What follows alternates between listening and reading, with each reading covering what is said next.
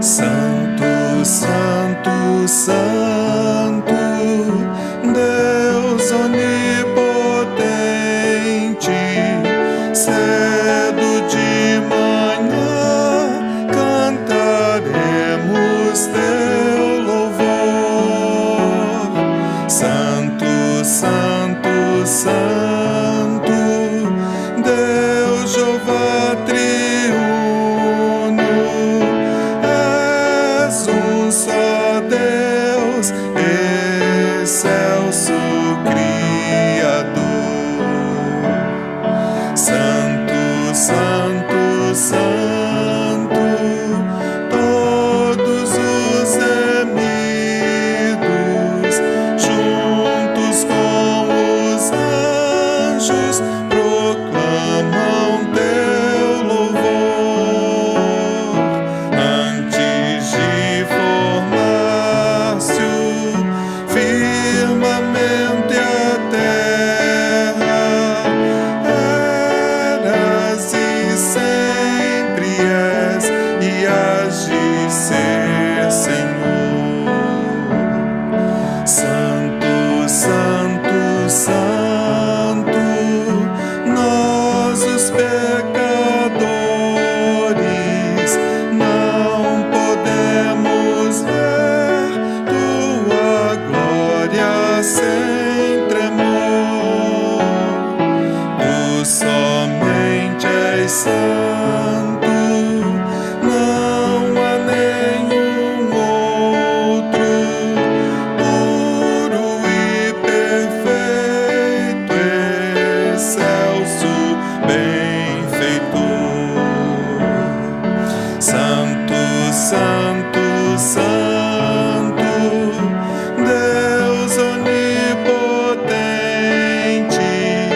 tuas obras louvam teu nome com fervor. Santo, Santo, Santo, justo e compassivo,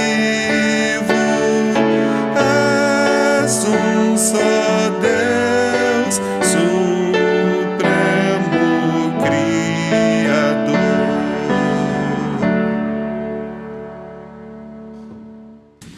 Queridos irmãos, que a graça e a paz do Senhor Jesus repousem sobre cada um de nós.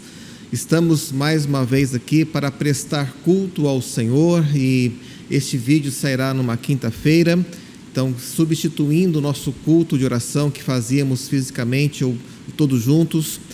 E esse momento é também para orarmos ao Senhor, para colocarmos perante Ele a nossa aflição, a nossa dor, momento que temos como igreja de não somente ouvir a palavra de Deus, mas também de interceder por nossas questões pessoais e também por toda a igreja do Senhor.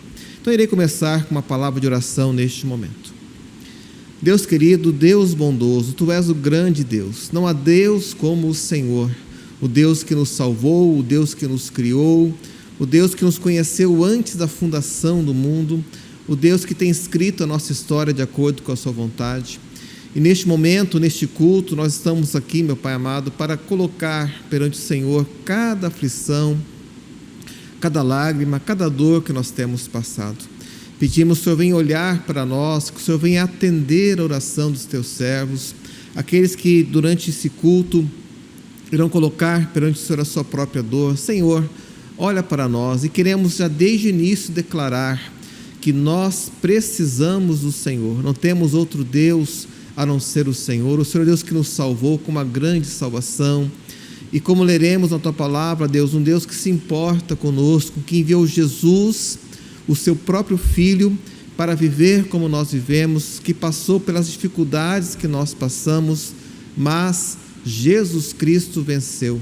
E afirmados nessa verdade que vem do Senhor, que estamos aqui para interceder, para Te louvar e para escutar a Tua doce voz pela Tua palavra. Abençoa o Teu povo, que o Senhor seja honrado e adorado.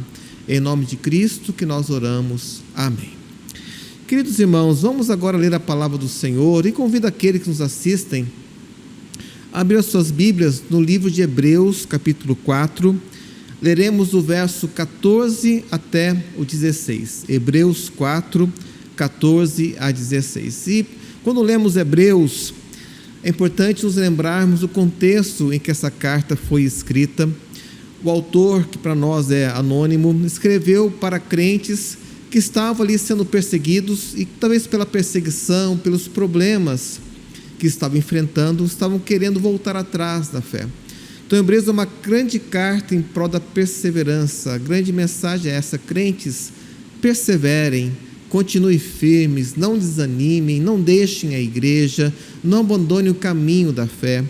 E um dos argumentos que o autor coloca, que nós leremos aqui, que fala de Jesus como nosso sumo sacerdote. Lerei o capítulo 4, dos versos 14 e 16, veja o que diz a palavra de Deus. Tendo, pois, a Jesus, o Filho de Deus, como grande sumo sacerdote que penetrou os céus, conservemos firme a nossa confissão. Olha o que o texto diz, meus irmãos: conservemos firme a nossa confissão, porque não temos sumo sacerdote que não possa compadecer-se das nossas fraquezas.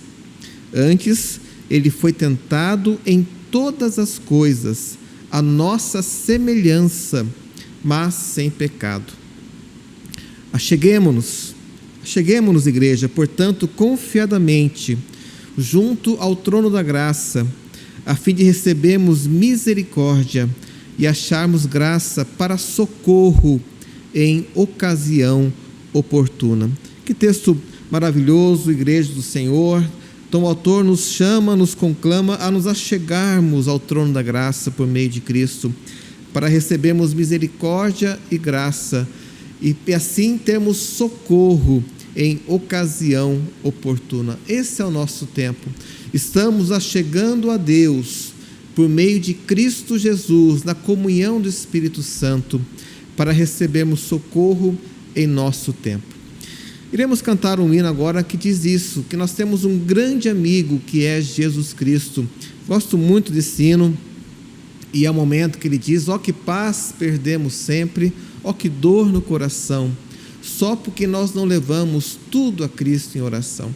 Então vamos cantar esse hino ao Senhor, depois teremos nossa oração intercessória, momento em que poderemos colocar perante o nosso pedido, a nossa lágrima, a nossa ansiedade. E conforme o texto diz, Igreja Batista em Vilas Boas, não desanimemos, mas vamos estar juntos, conservemos firmes a nossa confissão. Cantemos ao Senhor neste momento, que Deus abençoe.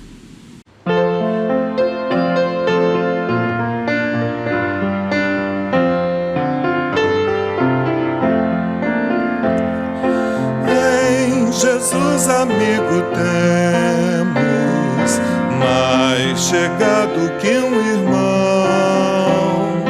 Ele manda que levemos tudo a Deus em oração. Oh, que paz perdemos sempre, oh, que dor no coração, só porque nós não levamos tudo a Deus em oração. Temos lidas e pesares, e na vida tentação. Não ficamos sem conforto, indo a Cristo em oração. Haverá um outro amigo de tão grande compaixão. Aos contritos Jesus Cristo sempre atende em oração. E se nós desfalecemos, Cristo estende-nos a mão, pois é sempre a nossa força e refúgio em oração. Se este mundo nos despreza, Cristo é nosso em oração. Em seus braços nos acolhe, luz da consolação.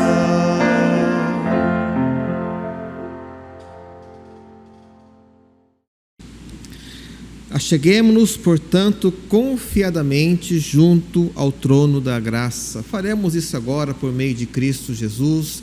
Iremos orar ao Senhor por meio de Cristo, nosso grande amigo que nos auxilia, que nos ajuda, o nosso grande Salvador.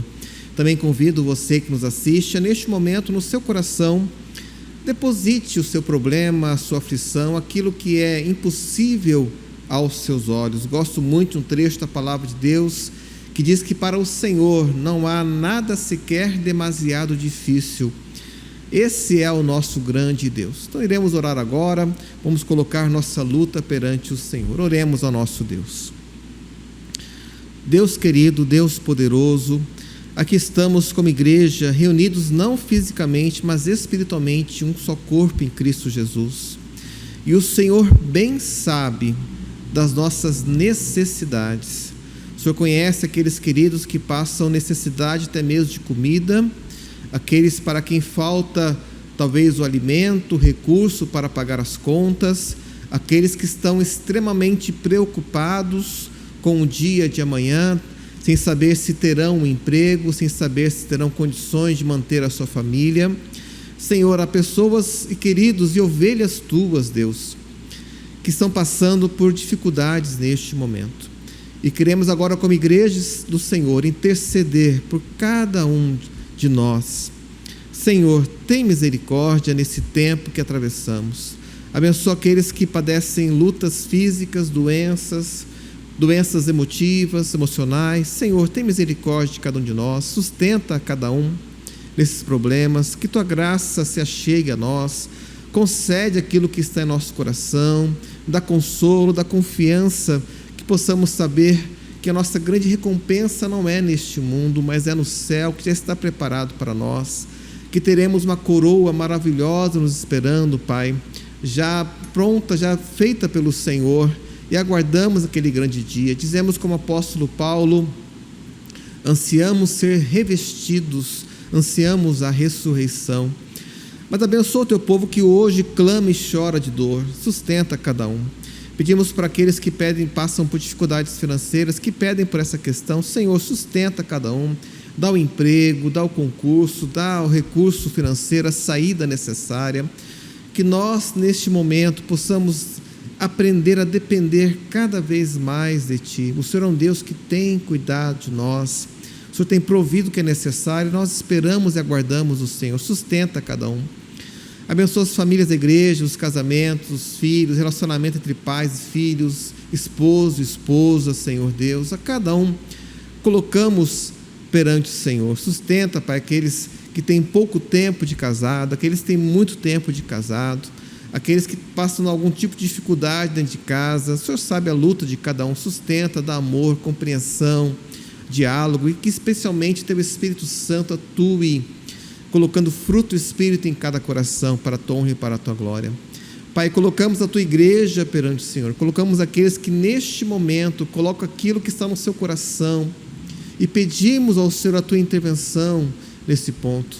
Declaramos que nós precisamos, esperamos em Ti, não temos outro Deus além de Ti, somente a Ti recorremos nessa hora de dificuldade. Como disse o salmista Davi, é no Senhor que nós nos refugiamos até que passe as calamidades dessa vida. Senhor, abençoa o Teu povo, guarda-nos.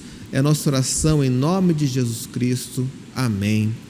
Meus irmãos, iremos ainda cantar um hino ao Senhor, um hino que diz: oscilando minha fé, Cristo valerá. É o Senhor quem nos sustenta quando passamos por momentos em que a nossa fé quer ser abalada, em que a nossa fé quer ser diminuída, quer ser abatida, quando nos animamos, quando nos cansamos. O Senhor Jesus está velando e cuidando de nós. Nós cremos nisso. Toda a nossa vida cristã repousa na obra de Cristo, no caráter de Deus, no poder do Espírito Santo. Vamos cantar este hino, depois iremos para a mensagem esta noite. Que Deus abençoe.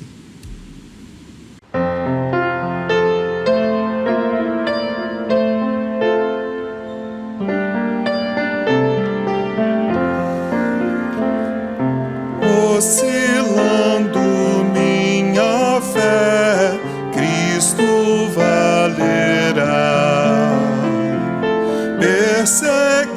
ferido sem mercê, ele valerá, ele valerá, ele valerá. Seu amor por mim não muda, sim me valerá. Crente inútil eu serei, se me não valer, nem serviço prestarei sem o seu poder. Ele valerá, ele valerá. Seu amor por mim não muda, sim me valerá.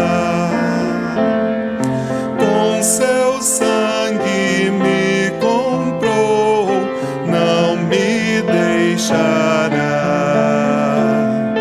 Vida eterna me outorgou, sim me valerá. Ele valerá, ele valerá. Seu amor por mim não muda, sim me valerá.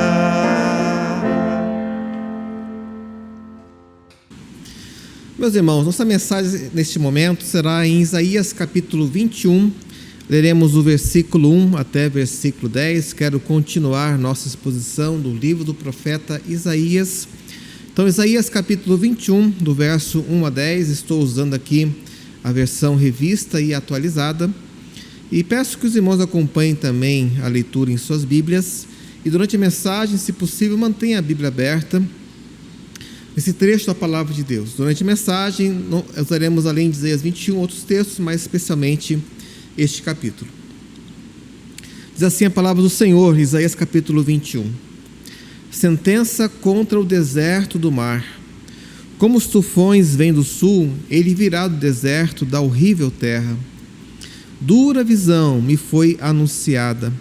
O pérfido procede perfidamente, e o destruidor anda destruindo. Sobe, ó Elão, sitia, ó Média, já fiz cessar todo gemer. Pelo que meus lombos estão cheios de angústias, dores se apoderam de mim como as de parturiente. Contorço-me de dores e não posso ouvir, desfaleço-me e não posso ver. O meu coração cambaleia, o horror me apavora. A noite que eu desejava se me tornou em tremores. Põe-se à mesa, estende-se tapetes, come-se e bebe-se. Levantai-vos, príncipes, untai o escudo. Pois assim me disse o Senhor, vai, põe o atalaia, e ele que diga o que vir. Quando vir uma tropa de cavaleiros de 2 a 2, uma tropa de jumentos e uma tropa de camelos, ele que escute diligentemente com grande atenção. Então o atalaia gritou como um leão, Senhor, sobre a torre de vigia estou em pé continuamente durante o dia, e de guarda me ponho noites inteiras. Eis agora vem uma tropa de homens, cavaleiros de 2 a 2. Então ergueu ele a voz e disse, caiu, caiu Babilônia, e todas as imagens de escultura dos seus deuses jazem despedaçadas por terra. Ó povo meu, debulhado e batido como trigo da minha eira, o que ouvi do Senhor dos Exércitos, Deus de Israel, isso vos anunciei. Até aqui, até esse ponto, um texto difícil, né? Palavras aqui importantes para nós. Mas antes de continuarmos, vamos repetir aquele texto de sempre, meus irmãos, que gosto que a igreja coloque, né? Possa repetir nas minhas mensagens, que é o versículo 18 do Salmo 119, que diz assim, desvenda os meus olhos, para que contemple as maravilhas da tua lei. Que Deus abençoe. Isaías capítulo 21 é o nosso texto deste culto.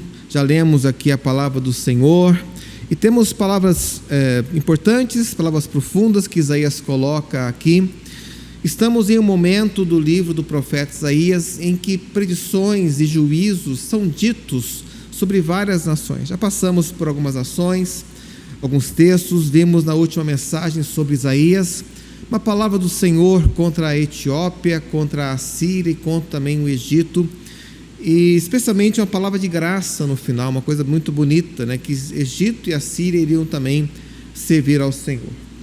O texto que lemos é uma profecia contra a Babilônia, e é um texto pesado. Os irmãos devem ter notado as palavras colocadas aqui. E a profecia contra a Babilônia difere um pouco das anteriores, das profecias anteriores, como vimos sobre a Síria, Egito e Etiópia.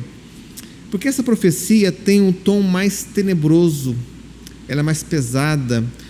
E algo interessante nós temos aqui, os irmãos devem ter notado, é que não há no texto alguma palavra sobre graça ou perdão para a Babilônia, não uma palavra de restauração, como vimos em outros textos, quando falamos do juízo de Deus sobre algumas nações. É algo marcante aqui no texto.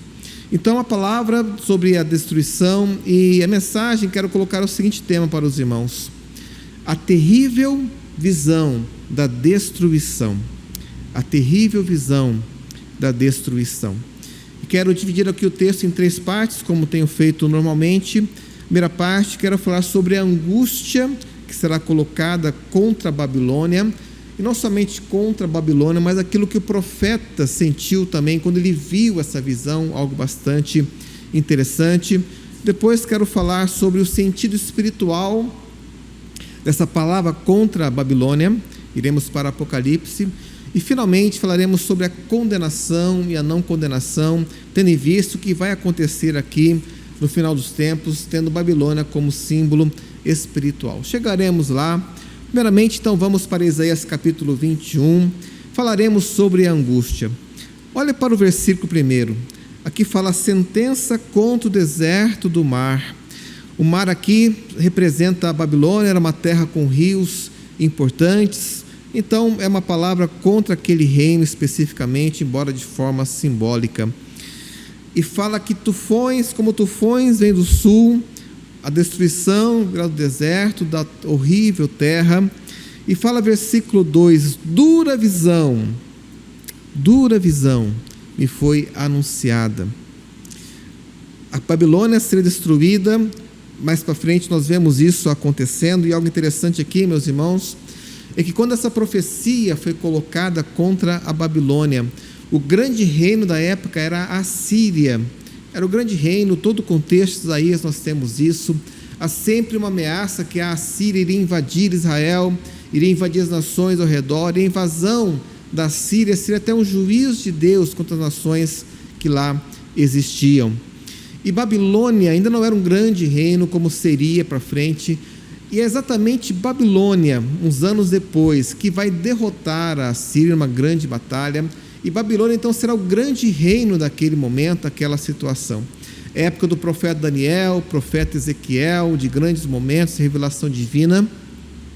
Mas ainda há um tempo a chegar até a época que Babilônia seria um grande reino.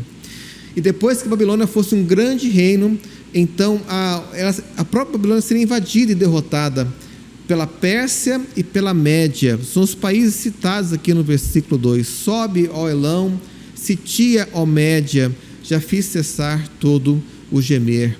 Se referem a Pérsia, a Média, que anos depois ainda iria invadir a Babilônia. Então a Síria é o grande reino aqui, depois a Babilônia iria se levantar como grande reino, e depois que Babilônia fosse um grande reino, então a Pérsia e a Média iriam invadir. Essa é a profecia colocada centenas de anos antes disso tudo acontecer. É assim que Deus faz. Primeiramente, ele prova que é Deus, profetizando algo, dizendo algo que iria acontecer, aquilo de fato acontece. E é momento aqui no livro do profeta Isaías em que Deus fala: olha, traga os deuses de vocês, façamos aqui um inquérito, que eles profetizem e digam o que vai acontecer no futuro, e vejam se bate, se realmente acontece. Deus prova que é Deus, falando o futuro e concretizando aquilo que ele mesmo fala.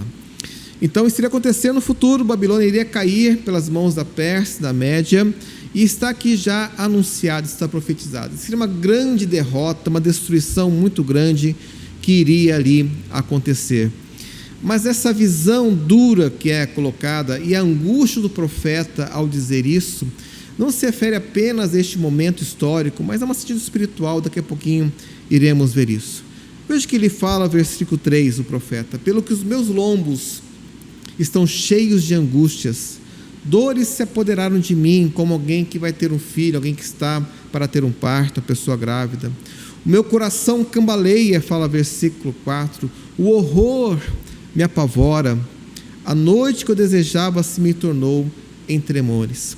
Então, as expressões que o profeta coloca quando ele vê a destruição da Babilônia parecem que se referem a algo mais do que aquele evento histórico que de fato aconteceria alguns séculos depois, quando a Babilônia iria ser derrotada pela Pérsia e pela Média.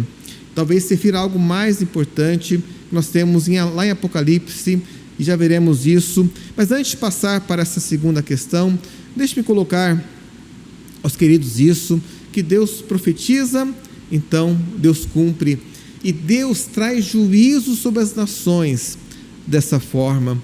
Ele levou ali a Assíria e trouxe juízo às nações que estavam na época do profeta Isaías. Depois levanta a Babilônia e traz juízo sobre a Síria e sobre Judá. Jeremias fala sobre isso, também Abacuque claramente fala sobre isso. Depois iria levantar Pérsia e Média, teria juízo a Babilônia. Depois os gregos seriam executores do juízo contra a Pérsia e Média. Depois os romanos, depois as nações bárbaras que invadiram Roma. E finalmente, quando Cristo voltar, Ele mesmo trará juízo a todas as nações da terra. Quer dizer com isso, meus irmãos, é que Deus está agindo. Deus não está inerte, Deus não se ausentou do mundo, mas o seu agir continua. E o maior juízo que Deus pode colocar hoje é quando Ele deixa que o ser humano ande de acordo com os desejos do seu próprio coração. Mas um dia o juízo de fato chegará. Então o profeta vê aquele dia, ele treme, ele sente a angústia, e tal é a angústia dele que entendemos que a visão que ele tem se refere a algo espiritual, não somente aquele evento histórico. E por que isso, meus irmãos? Porque especialmente no Novo Testamento, a Babilônia é vista como a nação, o nome Babilônia é dado aos reinos deste mundo que são contrários ao reino do Senhor. Há um sentido espiritual em que Babilônia é assim colocado. E por que isso? Porque Babilônia, quando foi um grande reino, escravizou Judá, levou o Judá cativo para a sua terra, depois Judá retornou depois de 70 anos. Então Babilônia é visto isso como uma nação que escraviza os servos do Senhor, que traz juízo também à terra, e ela é identificada no Novo Testamento como símbolo dos reinos deste mundo. Nós temos algo que é interessante em Isaías capítulo 21, a partir do versículo 5, ele fala: prepare-se, atalaia, preparem-se nações, coloque-se ali na vigia, você verá o sinal acontecendo, o sinal que há de chegar. E quando o vigia vê, veja o que fala o versículo 9: eis agora vem uma tropa de homens, cavaleiros 2-2. Então ergueu ele a voz e disse: caiu Babilônia. Essa expressão, caiu Babilônia, nos remete a Apocalipse, capítulos 17 e 18, em que a mesma expressão aparece ali. Então, convido você agora a abrir sua Bíblia em Apocalipse, capítulo 17, primeiramente. Leremos também capítulo 18. Quero ler com os irmãos alguns versículos desse trecho da palavra do Senhor. Apocalipse, capítulo 17. Lerei a partir do verso 1. Veja o que fala a palavra de Deus. Veio um dos 7 anjos que tem as 7 taças e falou comigo dizendo: vem, mostrar-te-ei o julgamento, olha a palavra interessante, né, meus irmãos? Da grande meretriz que se acha sentada sobre muitas águas, com quem se prostituíram os reis da terra, e com o vinho de sua devassidão foi que se embebedaram os que habitam na terra. Transportou-me o anjo em espírito a um deserto, e vi uma mulher montada numa besta escarlate, besta repleta de nomes de blasfêmia, com 7 cabeças e 10 chifres.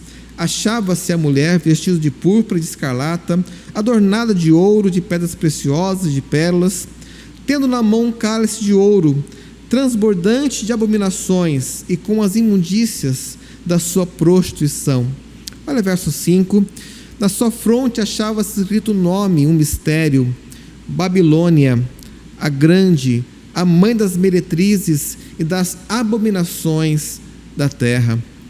Então vi a mulher embriagada com o sangue dos santos e com o sangue das testemunhas de Jesus, e quando a vi, admirei-me com grande espanto. Então aqui João tem essa visão impressionante de uma mulher, e na sua fronte achava escrito o nome, o mistério: Babilônia, a grande, a mãe das meretrizes e das abominações da terra.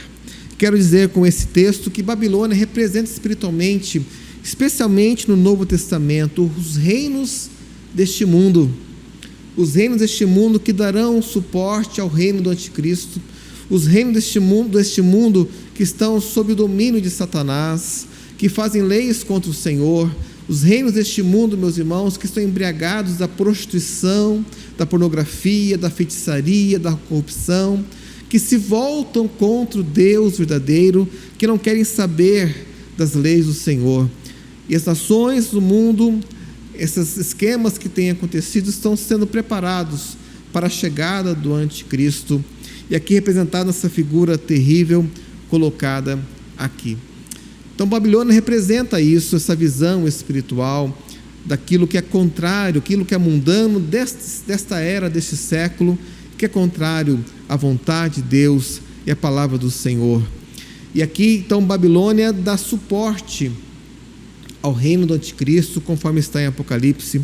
Mas veja o que fala capítulo 18, e aqui é o ponto de ligação que temos com Isaías capítulo 21. Depois dessas coisas, vi descer do céu outro anjo, que tinha grande autoridade, e a terra se iluminou com a sua glória. Então exclamou com potente voz, dizendo: caiu, caiu a grande Babilônia. A mesma expressão que temos em Isaías capítulo 21. E se tornou morada de demônios, covil de toda espécie de espírito imundo, esconderijo de todo gênero de ave imunda e detestável, pois todas as nações têm bebido do vinho do furor da sua prostituição. Então Babilônia aqui representa os reinos deste mundo que são contrários a Deus, que vão dar suporte ali ao reino do anticristo. Chegará um tempo, e essa é a palavra que quero colocar aqui no meu segundo ponto, meus irmãos. Chegará um tempo em que os reinos deste mundo cairão. Babilônia cairá.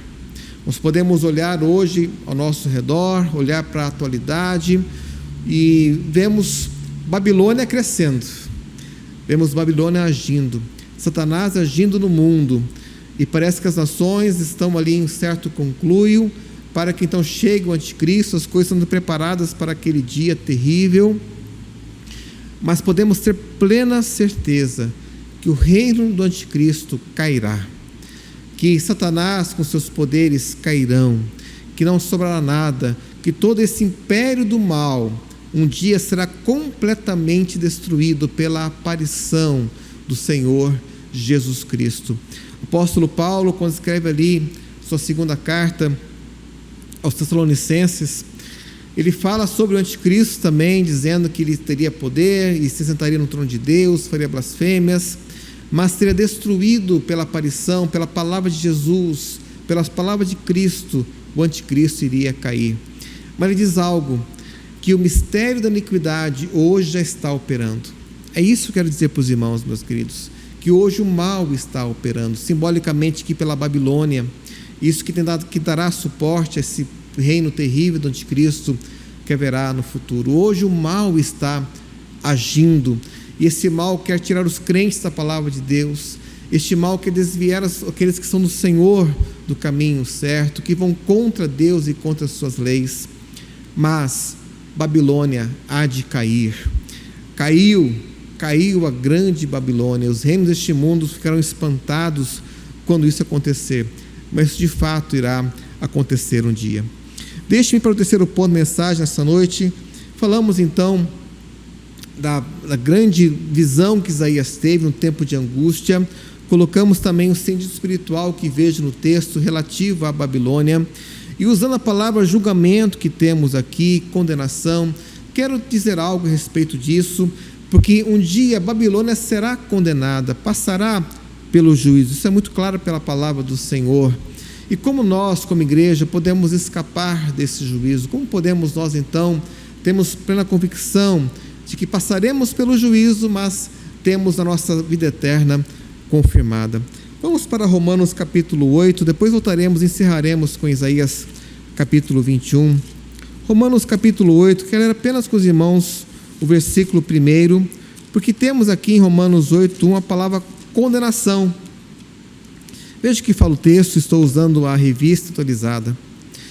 Agora, pois, já nenhuma condenação há para os que estão em Cristo Jesus.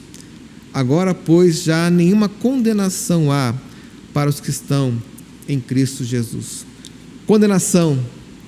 Aqueles que estão em Cristo estão fora da condenação de Deus. Deixe-me expor rapidamente esse versículo, quero fazer o ponto de ligação também com Isaías.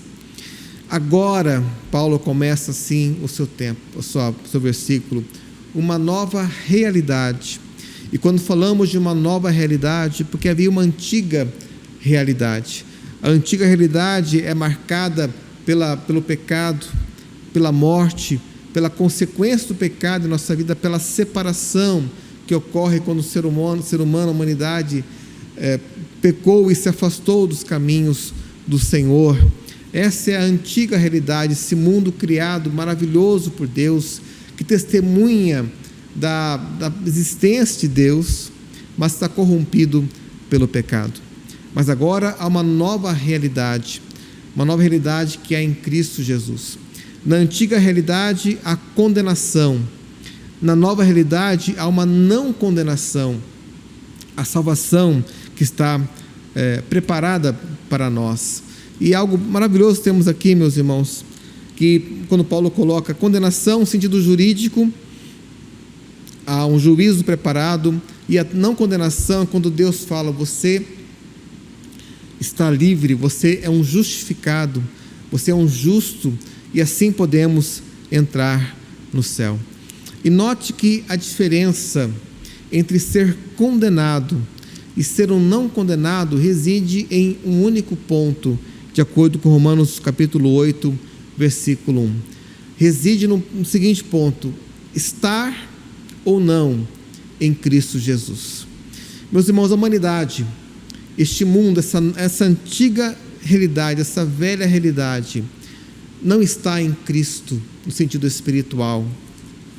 Ela será condenada, passará pelo juízo, assim como Babilônia caiu historicamente, Babilônia espiritual cairá no futuro, e aqueles que não estão em Cristo cairão também.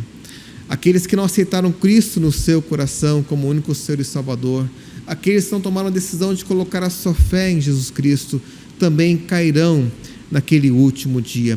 Uma nova realidade nos traz para um novo ser em Cristo, que habitará um novo céu e uma nova terra, como Apocalipse ali coloca.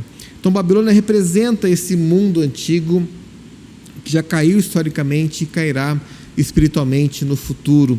E nós que estamos em Cristo estamos livres disso. Agora note algo interessante, meus irmãos, que é na teologia, algo chamado já, ainda não. Isso é algo que temos em teologia que explica vários textos que nós temos na palavra do Senhor. Nós já estamos em Cristo, nós já morremos com Cristo, já ressuscitamos espiritualmente com Ele, mas ainda não chegamos na plenitude, no céu, no último ponto, ainda aguardamos aquele dia. É por isso que Paulo fala que somos salvos na esperança, não uma esperança de algo incerto que pode ou não acontecer, mas pelo contrário, algo já certo, realizado em Cristo Jesus. Aguardamos o novo céu, a nova terra, aguardamos o dia que Cristo, quando Ele vier a este mundo, quando ele vier para derrotar Satanás, o seu reino, derrotará o anticristo, Babilônia irá cair. Aguardamos esse dia, e quando Cristo voltar, aqueles que são dele serão transformados em um novo corpo, um corpo glorificado, e subirão, estarão para sempre com o Senhor. Esta é a palavra de Deus, é isso que estamos aguardando para o futuro. Quando o mal for derrotado, então Cristo vier nos levar para si mesmo. Meus irmãos, e como ansiamos esse tempo? Como ansiamos aquele dia bendito, quando ouviremos a trombeta tocar, estaremos para sempre com o Senhor. Tenho visto na internet algumas reportagens que falam que pessoas estão ouvindo sons do céu, alguns sinais no céu têm acontecido. Meus irmãos, tenhamos cuidado com isso. Para falarmos sobre a volta de Cristo, falarmos sobre o julgamento que haverá, quando falarmos sobre a destruição do anticristo, quando Cristo vier para resgatar a sua igreja e levá-la para o céu, isso acontecerá. Babilônia cairá e os crentes irão para o céu com Cristo. Essa é a nossa esperança, essa é a nossa mensagem nessa noite. Mas temos que olhar tão somente para a palavra de Deus nesse ponto. Não podemos ser confundidos por coisas que não são exatamente a palavra do Senhor. Isso traz descrédito ao Evangelho. Então olhemos para esse tempo. E quero citar aqui na minha conclusão, meus irmãos, finalmente, 2 sinais da volta de Cristo. 2 sinais que a Babilônia cairá e de que Cristo voltará em glória triunfante para buscar a sua igreja. Vou citar Paulo aqui em Tessalonicenses. O primeiro sinal, meus irmãos, é a apostasia da igreja. E o segundo sinal é exatamente o aparecimento desse iníquo, conforme Paulo assim denomina em 2 Tessalonicenses. É isso que estamos observando. E deixe-me dizer que aos meus olhos a apostasia já tem acontecido. Não somente aos meus olhos, mas há muitos comentaristas que têm entendido isso. A apostasia é o afastamento, é voltar atrás.